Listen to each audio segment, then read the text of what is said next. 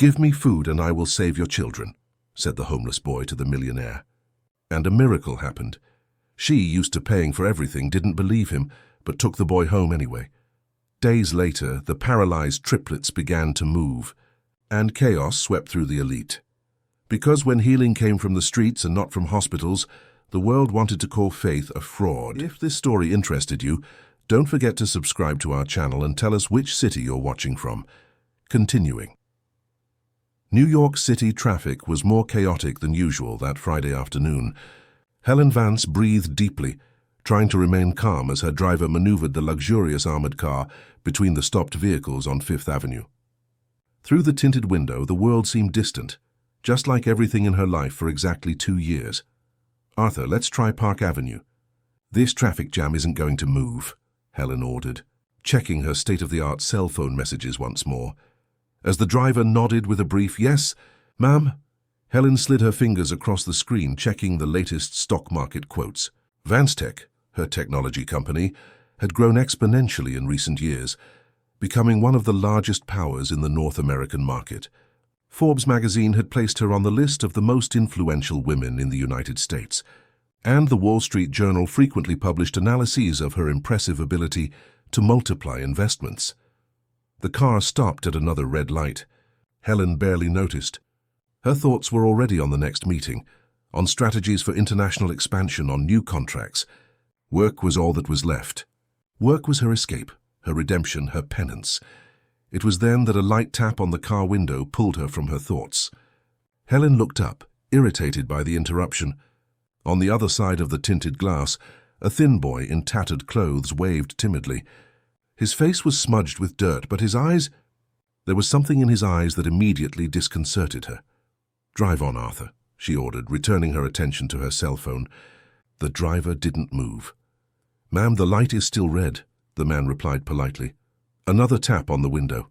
Helen tried to ignore it, but something about that presence disturbed her meticulous self-control. With an impatient sigh, she pressed the button that partially lowered the window. "What do you want?" "I don't have any change," Helen said, her voice firm and distant, the one she used in difficult negotiations. The boy didn't hold out his hand as she expected. Instead, he looked directly into her eyes and said with disconcerting clarity, "I don't want your money, ma'am. I'm just hungry. If you give me food, I will make your children walk again." Helen felt as if she had been slapped. Her children. The triplets. How could that boy know? How could he mention the very wound that had never healed? Who told you about my children?" she asked, her voice trembling slightly, something that hadn't happened since the press conference after the accident. "I know many things, Mum. I know you blame yourself every day. I know the doctors said they would never walk again. I know you built an empire, but you lost what really mattered." The light turned green and cars behind began to honk.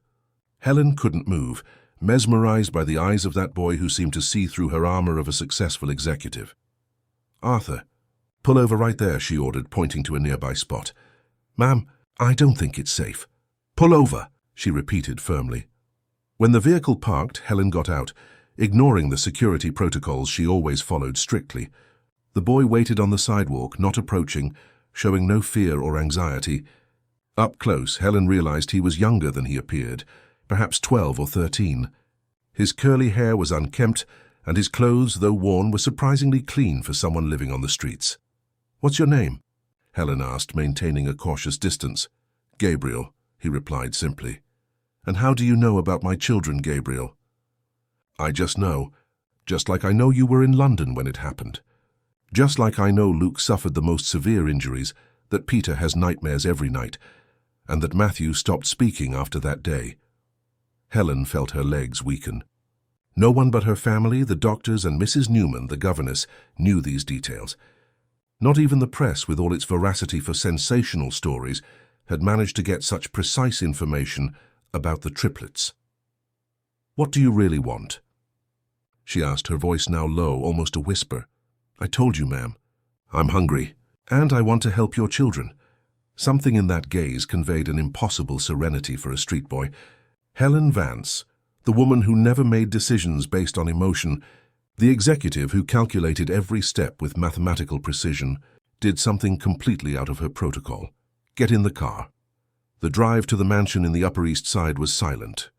Gabriel showed no awe at the luxury of the car, nor did he ask questions about where they were going. Sitting in the back seat, his hands resting on his lap, he seemed strangely at ease. Helen watched him in the rearview mirror, trying to understand what had led her to make such an irrational decision. Arthur cast worried glances in the same mirror, clearly uncomfortable with the situation. "Ma'am, should I notify the house security?" "No," Helen replied, surprising herself. "Don't notify anyone." When the mansion's electronic gate opened, revealing an impeccably manicured garden and a 3-story neoclassical house, Gabriel finally showed some reaction. Not of astonishment or admiration, as would be expected, but something Helen couldn't identify. A mixture of recognition and sadness. "Have you been here before?" she asked, intrigued. "Not in this way," Gabriel replied enigmatically. Mrs. Newman's reaction to seeing the boy was exactly what Helen expected. Shock, disapproval, and a barrage of questions. The governess, who had served the family for over 2 decades, was the only person who still dared to question Helen's decisions. Mrs. Vance, for heaven's sake, bringing a street boy into the house without warning, without any precautions. "What are you thinking? He'll stay for now, Newman. Prepare something for him to eat and get the guest room on the 2nd floor ready." "But, Mrs. Vance, I'm not asking for your opinion," Helen cut her off, with the tone she used to end discussions in board meetings. "And tell the boys we have a visitor." Mrs. Newman left, grumbling about the risks and recklessness of the decision. Helen led Gabriel to the kitchen, a large modern space equipped with state-of-the-art appliances, most of them never used. "Sit down." "What do you want to eat?" "Anything, ma'am." "I'm really hungry." Helen opened the refrigerator, feeling suddenly out of place in her own home. She couldn't remember the last time she had prepared anything there. With some effort, she made a sandwich and poured a glass of juice. Gabriel ate slowly, savoring each bite. There was no desperation in his gestures, despite his declared hunger. There was politeness, control, as if he wanted to prove he deserved to be there. "Now tell me, how do you intend to make my children walk again? The best doctors in the country have already said it's impossible." Gabriel finished chewing before answering. "There are things science doesn't explain. Mrs. Vance, your children need more than doctors now. They need hope. They need something to believe in." Helen was about to retort when she heard the familiar sound of motorized wheelchairs gliding down the hallway. The triplets entered the kitchen, their faces displaying the same surprised expression at seeing a stranger sitting at the table. The 3 boys, identical in their delicate features inherited from their mother, observed the visitor with curiosity. The motorized wheelchairs, customized in different colors, blue for Luke, green for Peter, and red for Matthew, were the only elements that distinguished them at first glance. "Boys, this is Gabriel," Helen introduced with a formality that couldn't disguise her own discomfort. "He'll be staying with us for a few days." Peter, always the most talkative of the 3, was the first to speak. "Are you Mom's relative? Or the son of one of the company's partners?" Gabriel smiled, shaking his head. "No, I lived on the streets. Your mother found me today and invited me to come." The astonishment on the triplets' faces was visible. Helen never brought visitors home, much less strangers. Matthew, who hadn't spoken a word since the accident, tilted his head slightly as if trying to decipher the enigma before him. Luke, the most reserved and also the most physically affected by the accident, moved his chair closer. "Why did you come to our house?" he asked with a tone that mixed suspicion and curiosity. "To help you," Gabriel replied, with the same disconcerting simplicity he had used with Helen, "and to receive help too."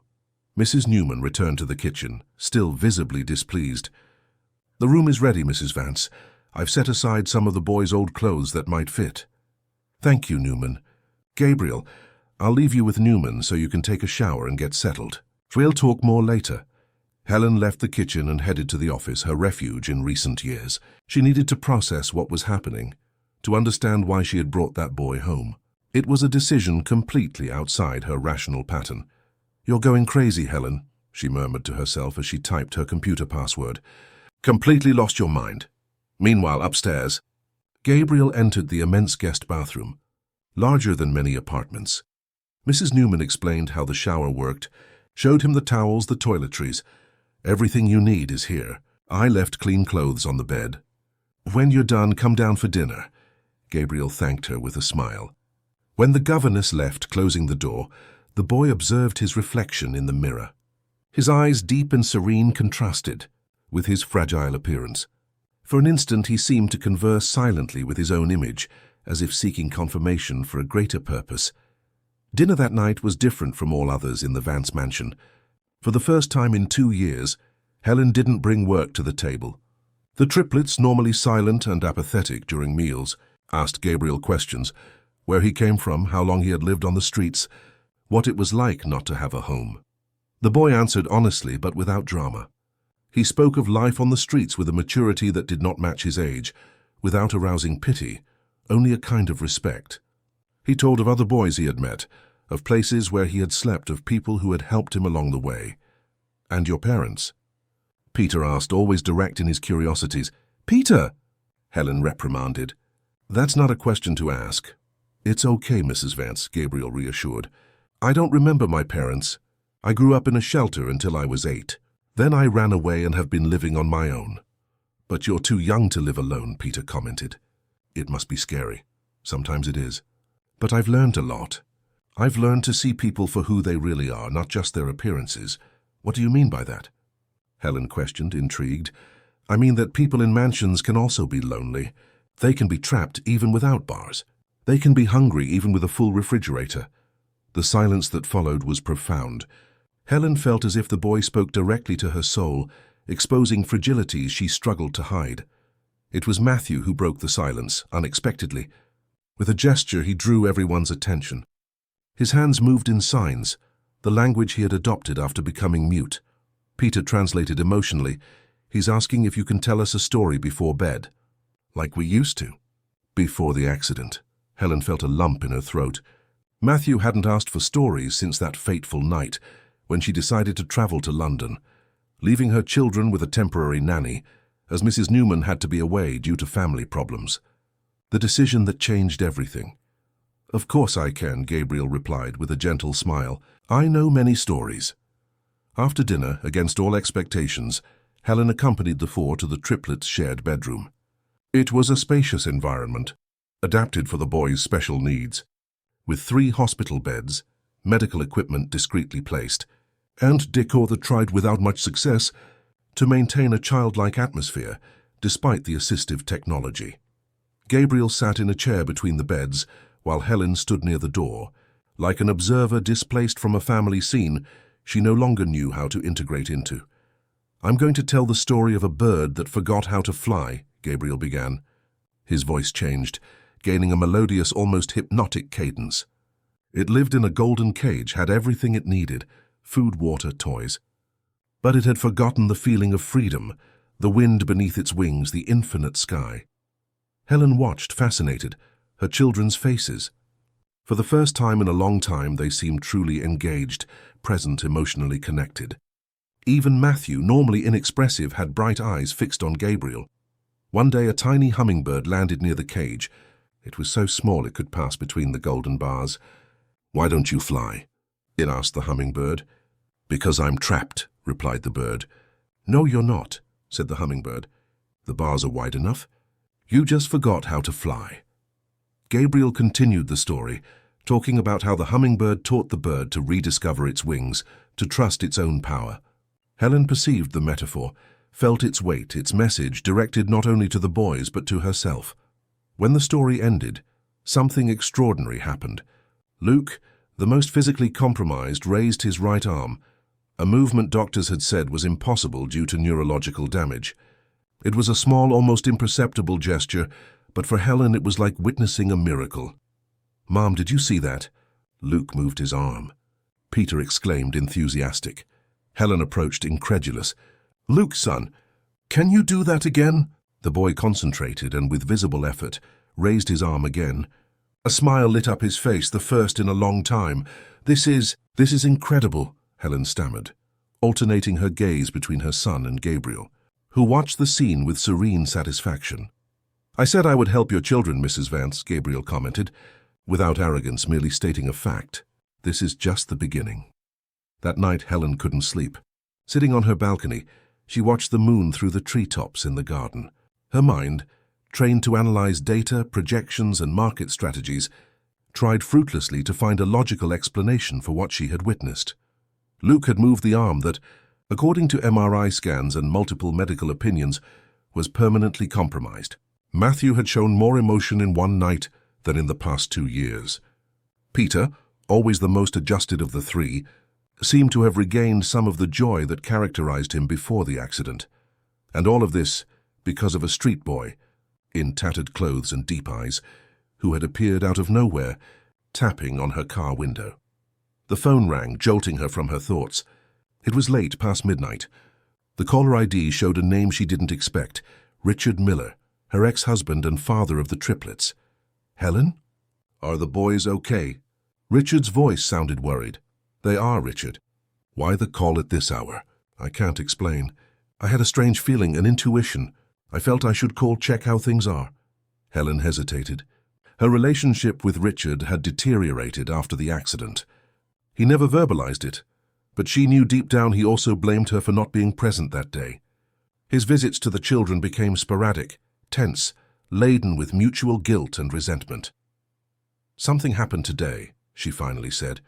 Something you won't believe. 2 weeks had passed since Gabriel's arrival at the Vance mansion. The household routine, once meticulously predictable, had completely transformed. Helen, for the first time in years, reduced her workload. She started coming home earlier, limited business trips to what was strictly necessary, and even cancelled 2 participations in important international events. The most significant change, however, was visible in the triplets. Luke continued to make surprising progress with arm mobility. Peter, always the most communicative of the three, now radiated a contagious joy that spread throughout the house. And Matthew, though still not speaking, began to show interest in music, something that had been his passion before the accident. It was Gabriel who discovered the old electronic keyboard in the house's storage room, covered in a layer of dust. With Mrs. Newman's help, he cleaned it and brought it to the boys' room. Try, he encouraged, placing the instrument on Matthew's lap. Initially, the boy's fingers merely brushed the keys without enough pressure to make sounds. Gabriel, with infinite patience, guided his hands, showing him how to apply the necessary force. On the 3rd day, Matthew managed to play a simple sequence of notes alone. By the 7th day, he was already rehearsing basic melodies. It's unbelievable, commented Dr. Olson, the neurologist who had been following the triplets since the accident, during a routine visit. The scans don't show significant changes in brain structure, but motor and cognitive response have improved exponentially. I've never seen anything like this in 30 years of medical practice. Helen observed everything, with a mixture of hope and distrust. Part of her wanted to surrender completely to that miraculous transformation. Another part, the pragmatic and rational executive, sought scientific explanations, questioned hidden motives, suspected that something beyond altruism motivated the boy's actions. How do you do this? She asked Gabriel one night, when the boys were already asleep.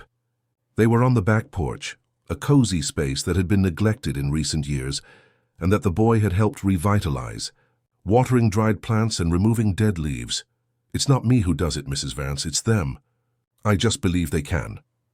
Don't give me evasive answers, Helen said, unable to hide her irritation. The best specialists in the country told me that the neurological damage was irreversible. And now, in 2 weeks, Luke regains movement in his arms, Peter smiles like before, and Matthew plays his keyboard. Gabriel looked at the starry sky before answering.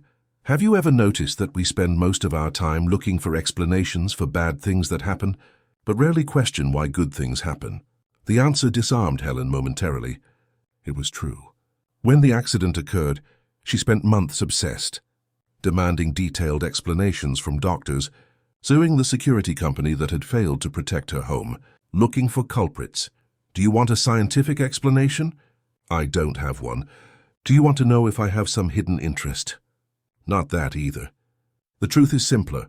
Your children were trapped, not just in wheelchairs, but in an environment of guilt and sadness. You were trapped in your own self-imposed punishment. I just opened windows to let the light in again. Helen felt the weight of those words. Before she could elaborate a response, her cell phone rang. It was her secretary, Olivia. Sorry for the late hour, Mrs. Vance, but I thought you should know. The Ledger magazine is preparing an article about you. Something related to your personal life. I received a call from a journalist asking questions about your children, and about a boy who is supposedly living in your house. Helen felt her blood run cold. The Ledger magazine was known for its sensationalist journalism, for destroying reputations, for turning personal stories into spectacles. Who is the journalist? Attila Roger Davies. He mentioned he has an informant close to your family. Thank you, Olivia. I'll take care of it. Helen hung up, her mind already calculating the potential damage. A story about the powerful businesswoman who took in a street boy would be sensational by journalistic standards. They could distort everything, insinuate anything from exploitation to madness. The company's stock could fall. Investors would be nervous. The board would demand explanations. Is there a problem, Mrs. Vance? Gabriel asked, noticing the change in her expression. Nothing for you to worry about, she replied dryly. Go to sleep, it's getting late. When Gabriel left, Helen dialed a number she hadn't used in a long time. After 3 rings, a female voice answered. Well, well, to what do I owe the honor? My powerful little sister remembered she has family besides that company. Christine, we need to talk now. Christine Vance, 2 years younger than Helen, had worked at Vance Tech for 5 years before being removed by board decision, following a series of questionable decisions and attempts to sabotage projects led by her sister. Since then, she had harbored bitter resentment, waiting for any opportunity to destabilize Helen. I'm busy now, dear. How about we schedule for next week? Christine replied with false sweetness. Don't play innocent. I know you're behind this Ledger magazine article. A brief silence followed by a dry laugh confirmed Helen's suspicions. Always so perceptive. Yes, I was the one who gave Roger the tip. I thought the public deserved to know that the great Helen Vance, the executive of the year, the woman of steel, has completely lost her mind and brought a beggar into her house. What do you want, Christine? Money? More company shares? A board position? What I want, my dear sister, is what has always been denied to me: recognition, respect. The place that should rightfully be mine. And now, with you publicly discredited, the path will be open. Helen took a deep breath, containing her anger. Let's meet tomorrow at 9 at the Central Park Cafe. We can reach an agreement. I can't wait, Christine replied before hanging up. The next morning, Helen woke early after a restless night's sleep. She was surprised to find Gabriel and the triplets already in the kitchen. The boy had prepared a simple breakfast: bread, fruit, juice, and the 3 siblings helped him according to their abilities. Matthew cut bananas with an adapted knife. Peter arranged the plates, and Luke, with his newly recovered movements, spread jam on the bread. It was a scene of domestic normalcy that contrasted drastically with the silent and functional meals that characterized the house before Gabriel's arrival. Good morning, Mum, Peter exclaimed, radiant. Gabriel is teaching us how to make breakfast. He says it's important for us to know how to do things ourselves. Helen noticed that for the first time, Peter had said us instead of speaking only for himself, a small sign that the triplets were regaining their sense of unity. So strong before the accident. That's very good, Helen replied, unsure how to react to that display of independence. Gabriel noticed her discomfort. I hope you don't mind, Mrs. Vance. I thought it would be good for them to have some responsibilities. I don't mind. In fact, I'm happy to see them active. As they had breakfast, Helen's cell phone rang again. It was Richard, her ex-husband. Helen, I'll be at your house in 20 minutes. We need to talk. Before she could answer, he hung up. Helen felt a chill. Richard rarely visited the house since the separation, and never without scheduling in advance. Boys, your father is coming to visit us, she announced, trying to sound casual. The triplets reacted with enthusiasm. Despite the estrangement, they adored their father and missed him. I'll get the boys ready, Gabriel offered, sensing Helen needed space. Exactly 20 minutes later, Richard Miller parked his sports car at the mansion's entrance. A real estate entrepreneur, he maintained an impeccable appearance even at 45. His tanned face betrayed frequent trips to coastal resorts, where he often closed deals between golf rounds. Who is this boy living with you? He asked bluntly, as soon as Helen opened the door. And why wasn't I consulted about this? Helen led him to the office, away from the triplets' hearing. I don't need your authorization to make decisions about this house, Richard. But you do when it comes to our children. I have rights as a father, even after the divorce. Rights you rarely exercise, Helen retorted acerbically. Gabriel has been great for the boys. He has achieved progress that no doctor or therapist could in 2 years. Richard ran his hand through his hair, a gesture Helen knew well. He did that when he was torn between anger and concern. Christine called me, he finally admitted. She said you brought a street boy to live here, that he has some strange influence over the boys, that you're acting irrationally. Christine, Helen murmured, clenching her fists. So that was her sister's plan, to turn Richard against her, perhaps even initiate a custody battle for the boys. Look, Richard continued in a more conciliatory tone, I'm not here to argue. I'm genuinely concerned. It's not like you to bring strangers home, much less adopt street boys. I haven't adopted him, Richard. He's here temporarily. And who is he? Have you checked his background? Do you know anything about his family, his history? Helen hesitated. The truth was she knew almost nothing about Gabriel beyond what he had told her, and she herself questioned the veracity of his words.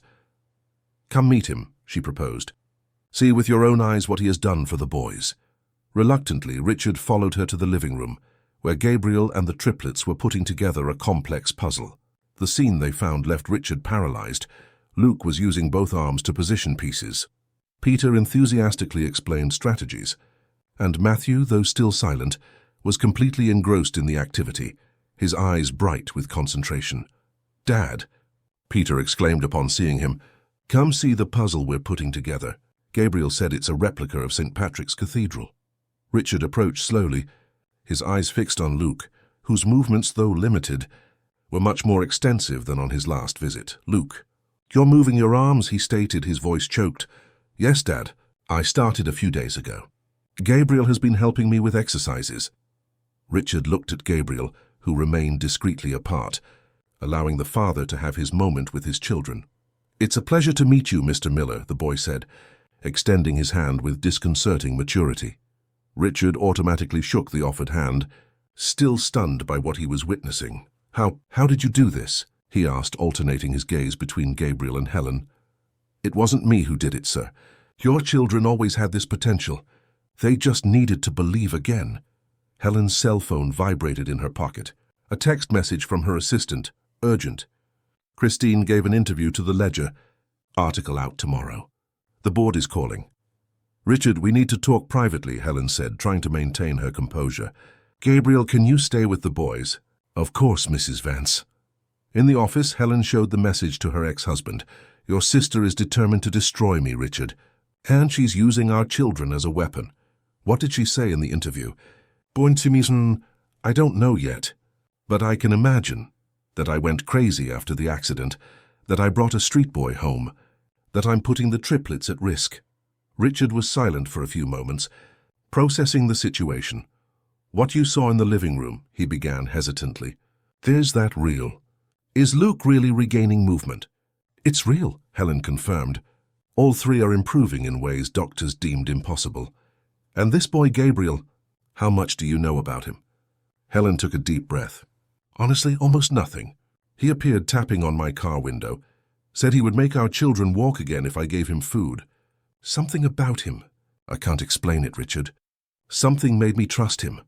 To her surprise, Richard didn't reprimand her for her imprudence as she expected. I'm going to call Christine, he said decisively. I'll try to convince her to drop this story. She won't listen. Maybe not, but I have some contacts at the Ledger. I can at least try to delay publication, give us time to think of a strategy. The headline of the Ledger magazine featured a photo of Helen taken at a recent corporate event, alongside a blurry and distant image of Gabriel. Captured at the mansion's entrance, the madness of the executive of the year, Helen Vance adopts street boy and believes in miraculous cure for paralyzed children. The article, signed by Roger Davies, was everything Helen feared, sensationalist, biased, and filled with malicious insinuations. The text suggested that the businesswoman was suffering from a delayed emotional breakdown after her children's accident, and that the boy was possibly part of a scheme to exploit the vulnerability of a wealthy family in crisis. Sources close to the family, who preferred not to be identified, Express concern for the executive's mental health, one passage read. According to specialists consulted by the report, it is common for parents of children with severe disabilities to seek miraculous solutions, becoming easy prey for opportunists. The magazine hit newsstands on a Thursday. By Friday, Helen's phone hadn't stopped ringing. Journalists, shareholders, board members, all wanting clarification. By late afternoon, a formal notification from the Vance Tech Administrative Board requested her temporary removal until the situation was duly clarified. This is absurd, Helen fumed, throwing her cell phone onto the sofa after receiving the news. 20 years building this company from scratch, quadrupling its market value, and now they want to remove me because of a sensationalist report.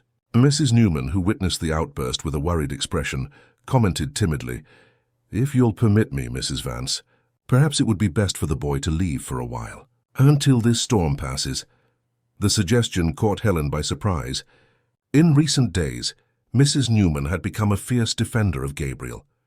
The governess, initially so suspicious, now treated the boy with genuine maternal affection. "Do you really think so, Newman?" The elderly woman lowered her eyes, visibly torn. "My heart says no. I've never seen the boy so well since before. But my head says you have a lot to lose. The company, your reputation, and the triplets. They have a lot to lose if Gabriel leaves." At that moment, Richard entered the office after taking a call in the garden. His serious demeanor indicated that the news was not good. "Helen, we need to talk to Gabriel. Now." "What happened?" "I just spoke with a private investigator I hired to check his past. There is no official record of a Gabriel with his age and characteristics in city shelters. In fact, we found absolutely nothing, no documents, no institutional records, nothing." Helen felt a chill. Despite all the positive transformation Gabriel had brought, she had never stopped questioning who he really was and what his true motivations were. "Where is he?" "With the boys in the physical therapy room. They're doing the exercises Dr. Olson recommended." The physical therapy room, set up on the 3rd floor of the mansion shortly after the accident, was equipped with state-of-the-art apparatuses that were rarely used before Gabriel's arrival. Now the space had become the center of activities in the house. Helen and Richard found Gabriel helping Luke with arm-strengthening exercises. Peter and Matthew, on their specific equipment, were assisted by a hired physical therapist. "Gabriel, we need to talk," Helen said, maintaining a neutral tone so as not to alarm the boys. "Privately?" The boy nodded, serene as ever. "Of course, Mrs. Vance. Luke, continue with these movements until Anna returns, all right?" In the office, Gabriel sat calmly before Helen and Richard. He didn't seem nervous or apprehensive, despite the clear tension in the room. "Who are you, really?" Helen asked without mincing words. "An investigator found no record of you anywhere. No documentation, no institutional records, nothing." Gabriel smiled slightly. "I said I lived on the streets, Mrs. Vance. Homeless people rarely have documents or official records. That doesn't explain the total absence of information." Richard interjected in an accusatory tone. "It's as if you appeared out of nowhere." "In a way, that's exactly what happened," Gabriel replied enigmatically. "But does that really matter? What matters isn't what I'm doing for your children." "Doris, of course it matters," Helen exclaimed. "How can I trust someone I don't know? How can I be sure you're not manipulating my children, creating an emotional dependency for some ulterior purpose?" Gabriel's expression changed for the first time since his arrival. A shadow of sadness passed through his eyes. "You still don't understand, do you? You're still looking for explanations, hidden motives, secrets. You still can't simply accept that something good can happen without a price to pay. Don't try to turn the tables," Richard protested. "We're talking about 3 vulnerable children and a family exposed in the media because of you." "Because of me?" Gabriel questioned, with a serenity that contrasted with the adults' growing hostility. "Or because of Christine's ambition? Or because of your estrangement, sir, after the accident? Or because of the guilt Mrs. Vance has carried for 2 years?" The silence that followed was deafening. The uncomfortable truths hung in the air like dust after an explosion. "I think it's better if I leave," Gabriel concluded, standing up. "I don't want to cause any more problems." "No." Helen's voice came out louder than she intended. "The boys, they won't understand." They'll understand more than you imagine, Mrs. Vance. Children have a perception that many adults have lost. Wait, Richard interjected, now in a less combative tone. Before making any decision, we need to think about the triplets. Their progress is undeniable. Perhaps we can find an intermediate solution. Before they could elaborate, they were interrupted by screams from upstairs. It was the physical therapist's voice calling desperately. The three rushed to the physical therapy room. The scene they found paralyzed Helen. Peter was on the floor, apparently having slipped from the apparatus, while Matthew and Luke tried to reach him with their wheelchairs. The physical therapist, an experienced professional, seemed in a panic. He slipped. He tried to stand up alone. I just stepped away for a minute. Helen ran to her son, fearing the worst. A new injury, a setback in treatment, more trauma. But before she could reach him, Peter did something extraordinary. He put his hands on the floor, propelled his body, and got to his knees. With visible effort, he grabbed the sidebar of the apparatus and pulled himself up, until he was standing, wobbly but upright. "I did it, Mom," he exclaimed, his face lit up with pure primal joy. I'm standing by myself." Helen fell to her knees before her son, unable to process what she was witnessing. Richard ran to Peter, supporting him before he lost his balance, tears streaming freely down his face. Gabriel watched from a distance, a serene smile on his lips. Helen stared at him, the questions dying in her throat. At that moment, it didn't matter who he was or where he came from. What mattered was the miracle happening before her eyes. News of Peter's progress spread quickly. Dr. Olson was called urgently and, after a battery of tests, confirmed what seemed impossible. Nerve impulses were gradually being re-established in the boy's legs. There was no medical explanation for this sudden development, but the facts were undeniable. "This is extraordinary," the doctor murmured, re-examining Peter's nerve responses. "If this continues, there is a real possibility that he will regain significant mobility." "And the others?" Helen asked, hopeful. "Luke and Matthew too could—" "It's impossible to predict, Mrs. Vance. Each injury is unique. But what we are seeing here defies everything medical science knows about spinal cord injuries. So, yes, there is hope for all three." The next morning, the atmosphere in the mansion was one of cautious celebration. The triplets, energized by Peter's progress, participated with redoubled enthusiasm in physical therapy sessions. Helen had called the company's vice president, explaining that she would need a few more weeks off to care for her children. Surprisingly, he was understanding. News of the miraculous recovery had already begun to circulate, counterbalancing the initial scandal. Gabriel remained discreetly in the background, as if he knew his role was nearing its end. It was Helen who found him alone in the garden watching the birds.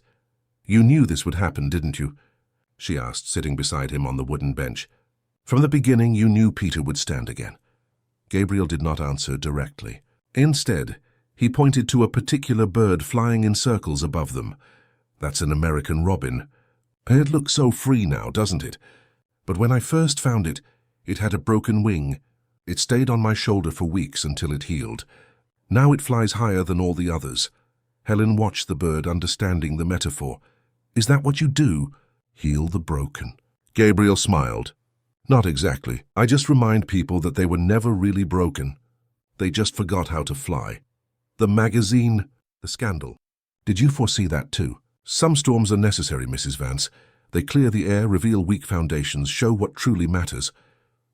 At that moment, Helen's cell phone rang. It was an unknown number. Hesitantly, she answered. "Helen Vance?" "Yes. This is Martha Shaw from Insight magazine.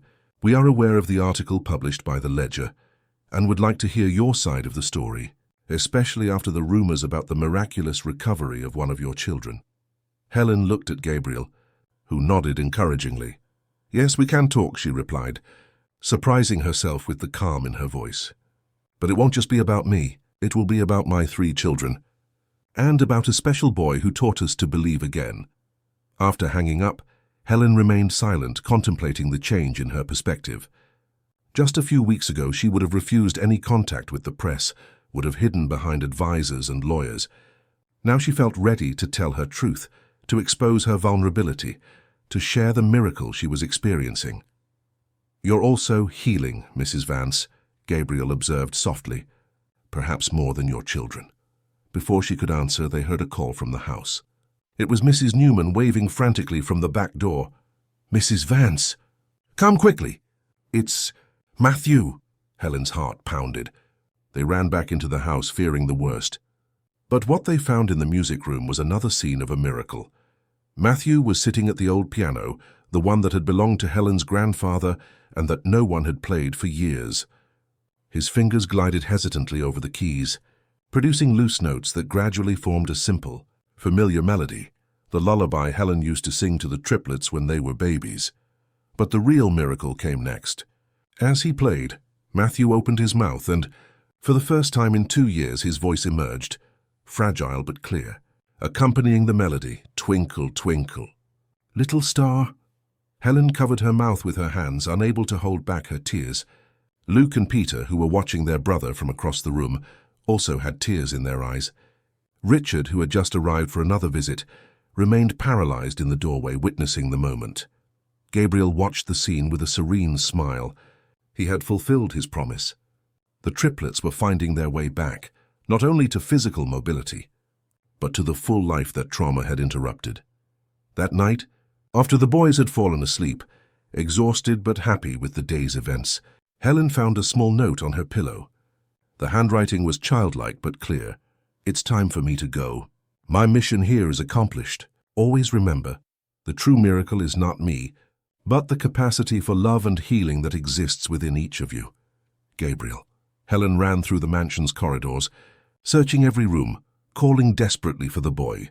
But Gabriel had disappeared, as mysteriously as he had appeared, leaving behind only the transformations he had wrought, in the triplets, in Helen, in the entire dynamic of that family that was rediscovering the meaning of hope. 6 months had passed since Gabriel's disappearance. The Vance mansion, once a silent monument to tragedy, now pulsed with renewed life. The triplets made daily progress that perplexed specialists. Peter was already walking with the aid of light crutches. Luke had almost completely recovered arm movements and was beginning to feel sensations in his legs. Matthew not only spoke again, but also demonstrated a musical talent that enchanted everyone. Helen had transformed in even deeper ways. She had drastically reduced her workload, delegating responsibilities she once considered non-delegable. She had created a home office system that allowed her to be present in her children's lives without abandoning the company. And more surprisingly, she had initiated a social project linked to VanceTech, a rehabilitation center for children with physical disabilities, offering advanced treatments to families without financial resources.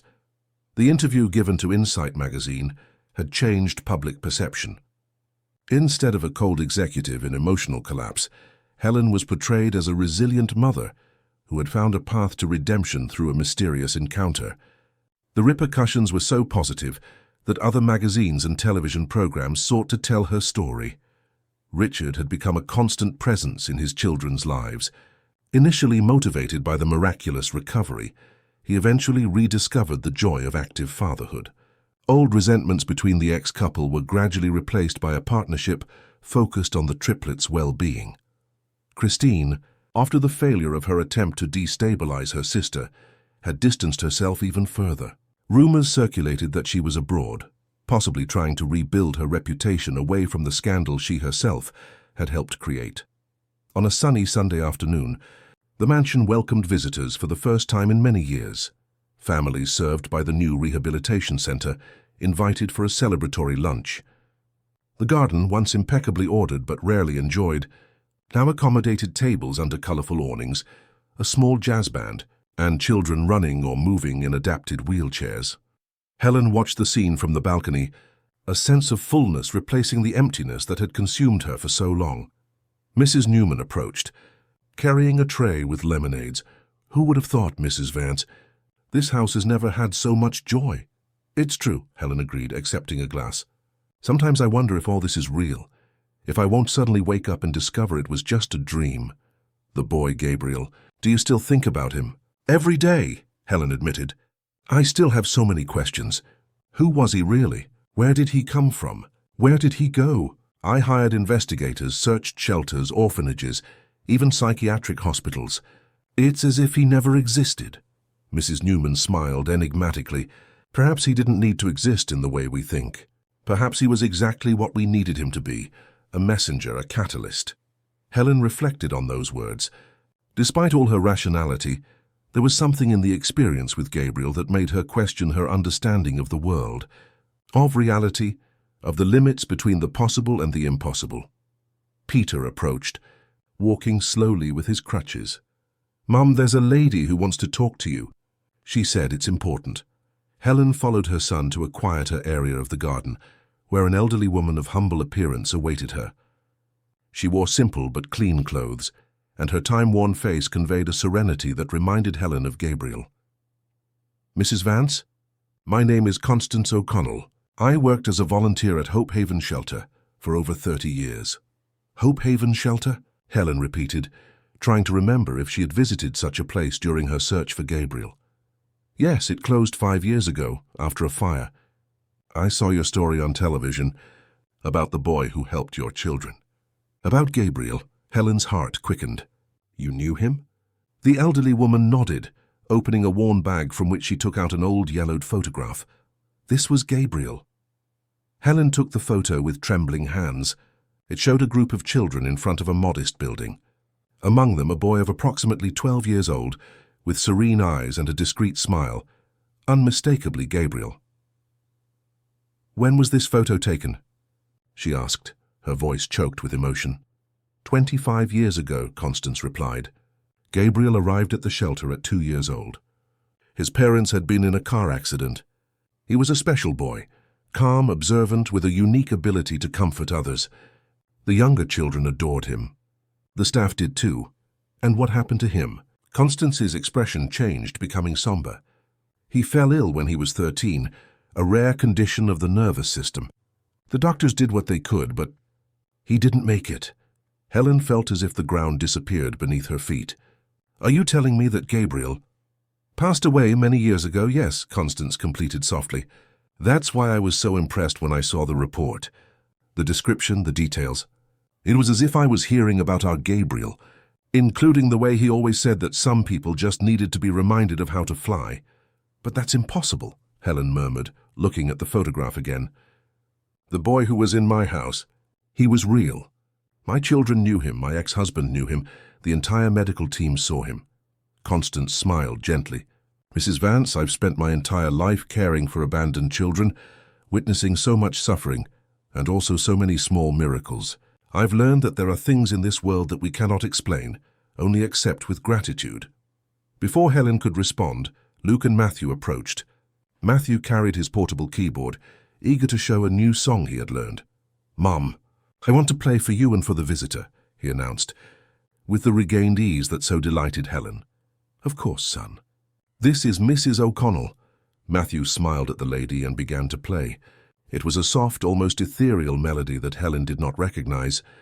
"What a beautiful song," she commented when he finished. "Where did you learn it?" "Gabriel taught me," Matthew simply replied, before he left. Constance paled upon hearing the melody. With a trembling voice, she explained, "This was the music Gabriel composed at the shelter.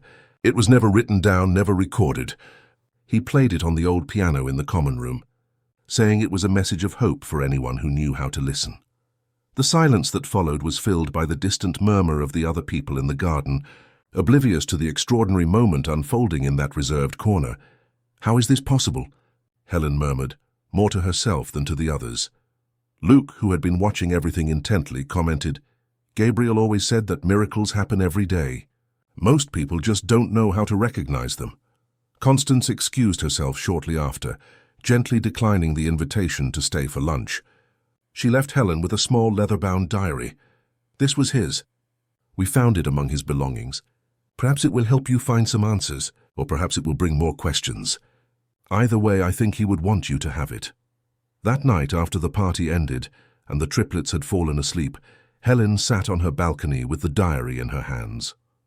The yellowed pages contained childlike drawings, loose thoughts, and invented stories, all with the same recurring theme: a boy who could help broken people rebuild themselves. On the last page, a sentence written in shaky handwriting, possibly in the author's last days. "One day I will help 3 siblings fly again. a mother to forgive herself, a father to return, and a family to be reborn from the ashes like the phoenix. Not today, not tomorrow, but when the time is right, I will be there. Helen closed the diary, silent tears streaming down her face. The words were too specific to be coincidence, too impossible to be real. Her rational world of spreadsheets, projections, and concrete data offered no explanations for what she had experienced. At that moment, the phone rang. It was Richard. Helen, you won't believe it. I just got a call from Dr. Olson. Luke's latest tests show nerve activity in his legs. He thinks that in a few months, Luke might also start walking with support. That's wonderful, Helen replied, her voice choked. Are you crying? Richard asked, concerned. I'm just grateful, she answered, realizing the profound truth contained in those simple words. After hanging up, Helen remained on the balcony, watching the starry sky. An American robin landed on the railing, perhaps the same one Gabriel had mentioned months ago. The bird watched her with curiosity for a few moments before taking flight again, disappearing into the night. The next morning, Helen woke with a clarity she hadn't felt in years.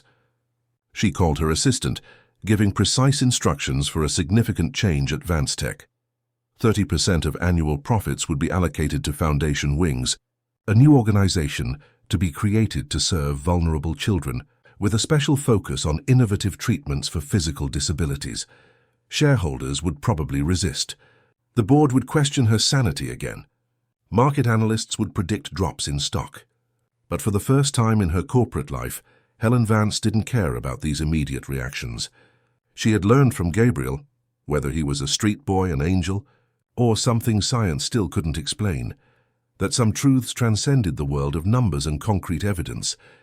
When she presented the idea to the triplets during breakfast, their reaction was immediate enthusiasm. Can we help with the project? Peter asked, now able to stand for increasingly longer periods.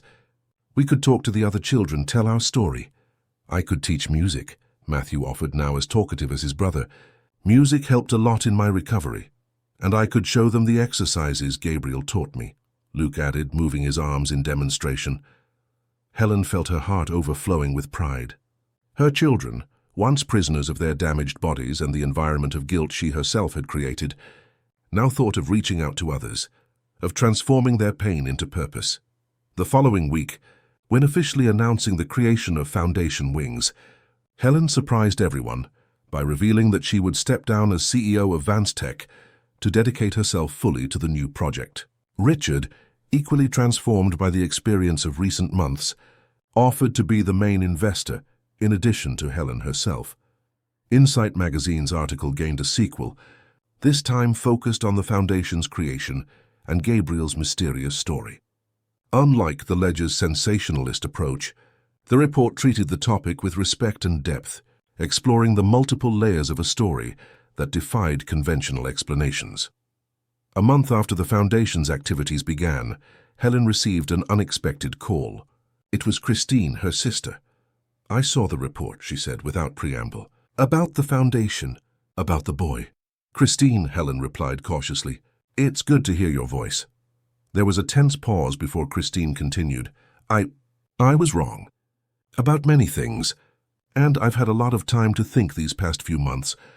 We all make mistakes, Helen replied, surprising herself with the sincerity of her forgiveness. I certainly made mine. I'm coming back to the United States next week, Christine informed her. I'd like to see the boys if you'll allow it, and maybe get to know this project. Perhaps I can help in some way. Reconciliation would not be easy or immediate, Helen knew, but if the past few months had taught her anything, it was that miracles happened in the most improbable places, in the most desperate situations, and through the most unexpected people. At the official inauguration of Foundation Wings 3 months later, the Vance family was complete.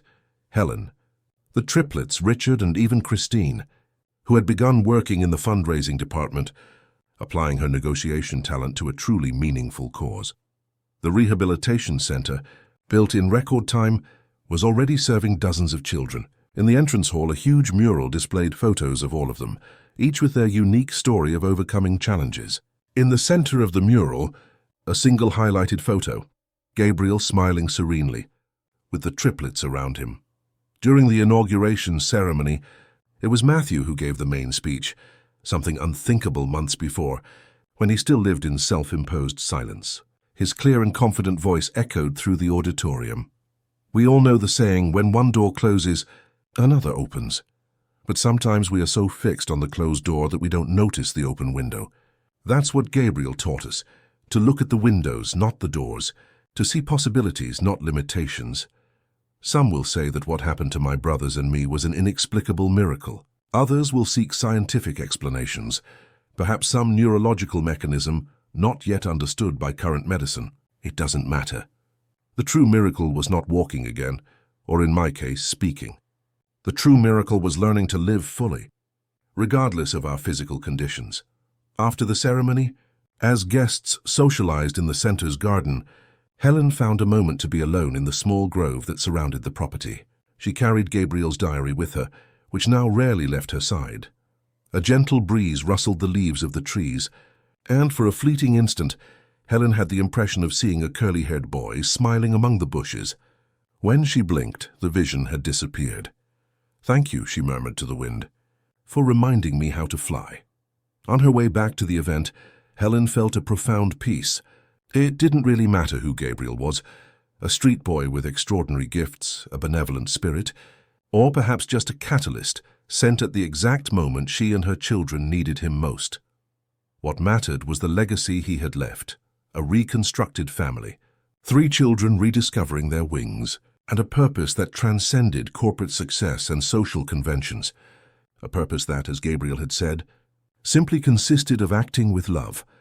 And as she returned to the hall where her 3 children awaited her, Luke rehearsing hesitant steps with his walker, Peter leaning on his crutches, and Matthew gently playing a keyboard, Helen Vance knew with absolute certainty that this was just the beginning of an even more extraordinary journey.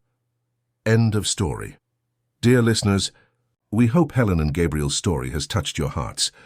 To continue this journey of emotions and reflections, we have prepared a special series of inspiring stories that show how small encounters can transform entire lives. You will find this playlist by clicking on the icon to your left. If this narrative awakened something in you, be sure to subscribe to the channel and leave your like on this video. Every day we share stories that remind us of the transformative power of hope and unconditional love. We await your comments on what touched your heart most in this story of the triplets and the mysterious boy Gabriel. Until next time.